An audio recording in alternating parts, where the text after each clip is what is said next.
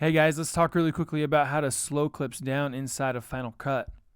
So after I've imported all my clips to Final Cut, I recommend that you just double check your frame rates because that is going to dictate in large part how much you're going to slow things down.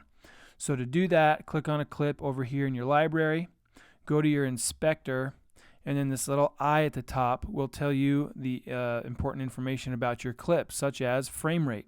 So right here it says I filmed at 59.94 frames, otherwise known as 60 frames, which lets me know that I'm going to slow my clips down by 40%. So in order to do that, here's what I'm going to do. I'm just going to drag the clip down to the timeline.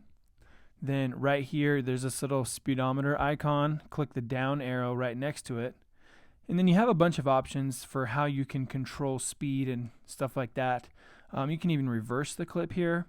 I'm going to click on the custom setting, and then I'm just going to type in 40%. And the reason I'm going to do 40% is because 40% of 60 frames is 24 frames, which just so happens to be what my timeline is set to. And the same rule applies. So like if I'm filming, let's say at 120 frames, I'm going to slow that down to 20% because 20% of 120 is 24.